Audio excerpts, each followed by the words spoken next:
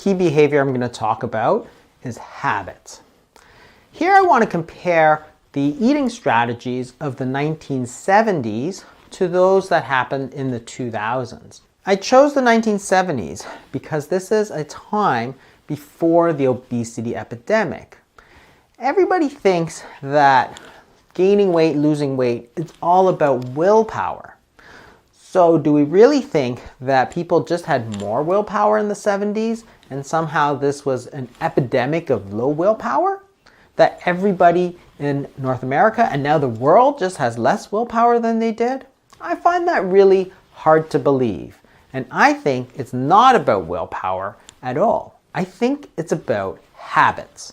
When you look at a map of the United States and how much obesity there is, there's data from the CDC showing that in 1990, obesity is relatively uncommon. The states with the most obesity have about 10 to 14%. Now let's fast forward. This is an obesity map produced by the CDC in 2019. There's no states that are in the blue, which was the 10 to 14, which had the most obesity in 1990. Here, the state with the least amount of obesity is still at 20%.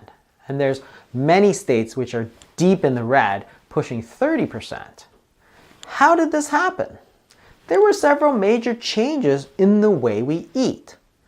When we look at large American surveys of how people ate, we can see from this graph that in 1977, most Americans were eating 3 times a day. That is breakfast, lunch, and dinner. No snacks in between, no snacks at bedtime, and that's it. You ate when you ate, and when you didn't eat, there's no reason for you to be snacking or getting a cookie or getting a muffin or anything like that. When you do the same survey in the mid-2000s, what you can see is that people are eating almost 6 times a day, double the amount that they were just 25, 30 years ago.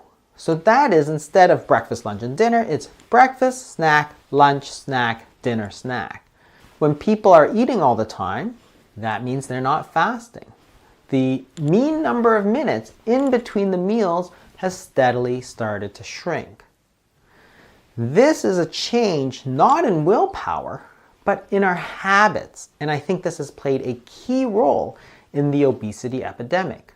If we want to try and break this habit of eating all the time, we have to understand how habits form and how you can change them.